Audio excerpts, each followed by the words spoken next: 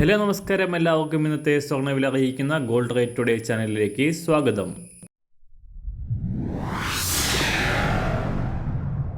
ഇന്നത്തെ സ്വർണ്ണവിലയിലേക്ക് കടക്കുന്നതിന് മുൻപായി എല്ലാ ദിവസവും സ്വർണ്ണവിലയും വെള്ളിവിലയും സ്വർണ്ണത്തെ സംബന്ധിച്ച് കൂടുതൽ വിവരങ്ങളും യഥാസമയം ലഭിക്കാനായി സ്ക്രീനിൽ വലതുവശത്ത് കാണുന്ന ചുവന്ന നിറത്തിലുള്ള സബ്സ്ക്രൈബ് ബട്ടൺ അമർത്തിയതിനു ശേഷം തൊട്ടടുത്ത് കാണുന്ന ബെൽ ബട്ടൺ കൂടെ അമർത്തി തുടർന്ന് വരുന്ന ഓപ്ഷൻസിൽ ഓൾ എന്ന് സെലക്ട് ചെയ്യുക.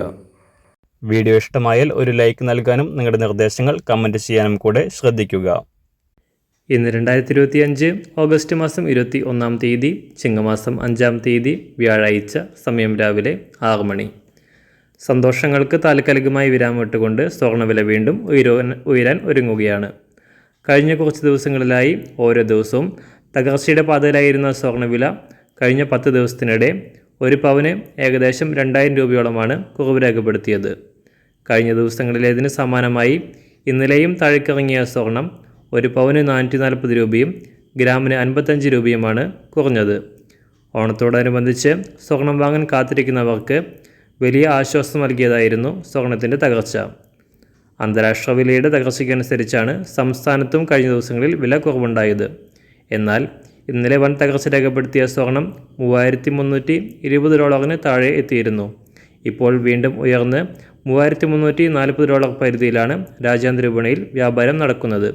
ഇന്ന് രാവിലെ സ്വർണ്ണവില അന്താരാഷ്ട്ര മാർക്കറ്റിൽ ഒരു ഔൺസ് സ്വർണത്തിന് $3344.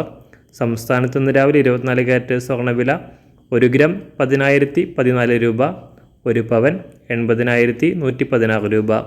18 കാരറ്റ് സ്വർണ്ണവില 1 ഗ്രാം 7,510 രൂപ, ഒരു പവൻ 60,087 രൂപ.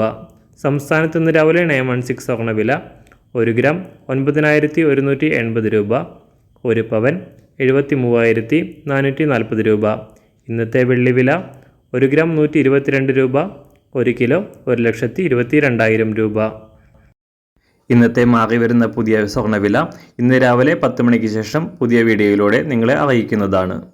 അതുപോലെ തന്നെ നമ്മുടെ ഫേസ്ബുക്ക്, ഇൻസ്റ്റാഗ്രാം അക്കൗണ്ടുകൾ വഴി കൂടുതൽ അപ്ഡേറ്റുകൾ നിങ്ങൾക്ക് ലഭിക്കുന്നതാണ്. അതിനായി താഴെ കാണുന്ന ലിങ്ക് ഫോളോ ചെയ്യുക.